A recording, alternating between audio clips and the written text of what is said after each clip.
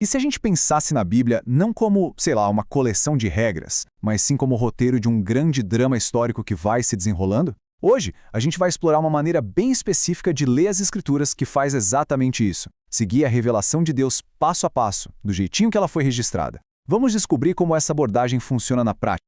Bom, este aqui é o nosso roteiro de hoje. A gente começa entendendo o que torna essa abordagem tão única. Depois, vamos mergulhar nos seus princípios fundamentais. Em seguida, vamos aplicar tudo isso num estudo de caso lá do Éden. Daí a gente amplia o foco para ver o quadro geral e, por fim, entende por que tudo isso é tão importante hoje em dia.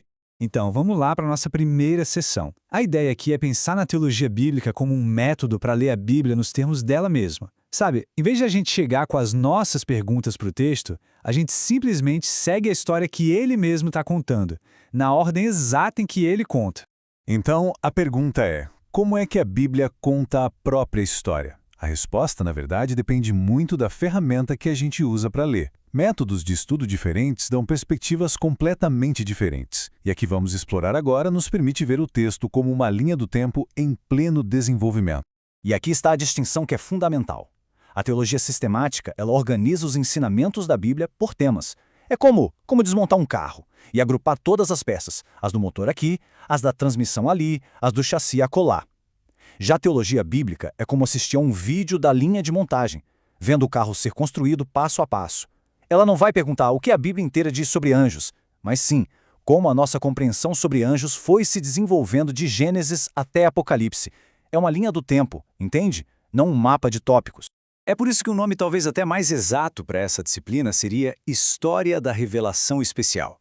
A questão não é só fazer uma teologia que seja bíblica, mas sim estudar o processo histórico de como Deus se revelou. É, no fundo, a história da própria revelação. Ok, então se a gente vai traçar essa história da revelação, a gente precisa entender as regras do jogo, por assim dizer. Quais são as características que definem essa autorrevelação de Deus que vai acontecendo? Como é que esse processo funciona de verdade? Bom, existem 4 características dinâmicas que definem esse processo todo. Primeiro, a revelação é progressiva. Ela não foi entregue toda de uma vez, mas foi se desdobrando em estágios. Segundo, ela se encarna na história. Os próprios eventos, como a libertação do Egito, por exemplo, são a revelação em ação. Terceiro, ela tem uma natureza orgânica. Pensa numa semente que vira uma árvore. A revelação lá no começo era completa para sua época, assim como a revelação que veio depois. E por último, ela é adaptável, ou seja, responde às necessidades reais do povo de Deus em cada momento da história. E claro, esse método parte de alguns pressupostos que são cruciais. Ele assume que a revelação é infalível, uma expressão perfeita de Deus, assume que é objetiva, ou seja, vem de Deus para nós, de fora para dentro, e algo fundamental, assume a inspiração plenária. Isso quer dizer que a Bíblia inteira é inspirada por Deus, o que torna a exatidão dos eventos históricos algo vital, porque os próprios atos fazem parte da revelação. Certo. Agora vamos pegar esses princípios que são meio abstratos e aplicar num exemplo bem concreto para ver como eles funcionam na prática. Vamos analisar a primeira revelação lá no Jardim do Éden. O ponto central aqui é entender que o estado inicial no Éden não era o destino final. Era, na verdade, um período de provação. O objetivo era levar a humanidade de um estado de bondade que podia ser perdido para um estado de perfeição confirmado e permanente, onde o pecado não seria mais uma possibilidade. Era basicamente um caminho para a maturidade. E aqui a gente vê uma distinção que é vital. O que Deus instituiu foi uma provação, um teste, com um propósito bom, projetado para o crescimento.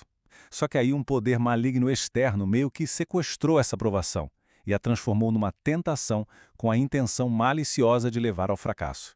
Então, é a mesma situação, mas com duas intenções completamente opostas.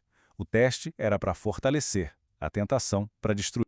A narrativa do Éden ela é toda estruturada em torno de 4 elementos, e cada um deles está ligado a um símbolo bem concreto lá no jardim. A gente tem o princípio da vida, o da provação, o da tentação e, finalmente, o da morte como consequência.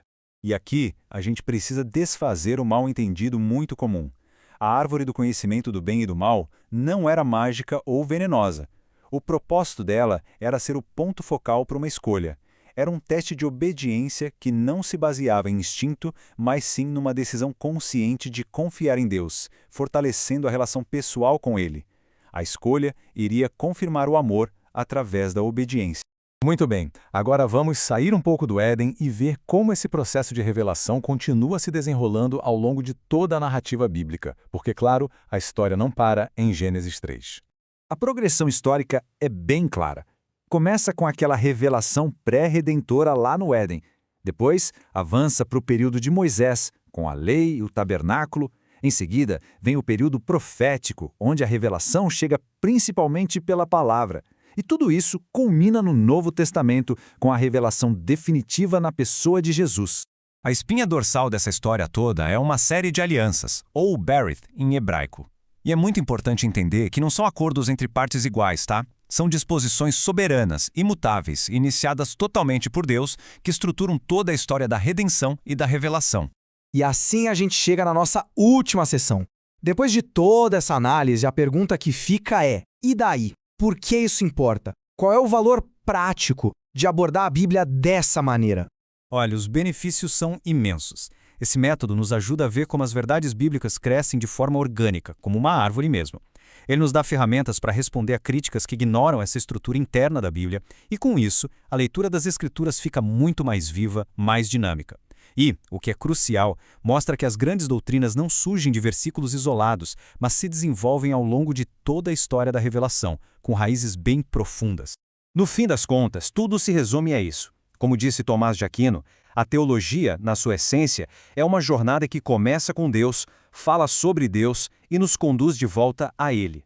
É a busca por conhecer quem revela, através daquilo que foi revelado. Então, para encerrar, fica esta pergunta para a gente refletir. O que muda quando passamos a ver a Bíblia não como um manual de instruções, mas como o roteiro vivo e progressivo da grande história de Deus com a humanidade? A resposta pode transformar completamente a maneira como a gente lê e entende as Escrituras.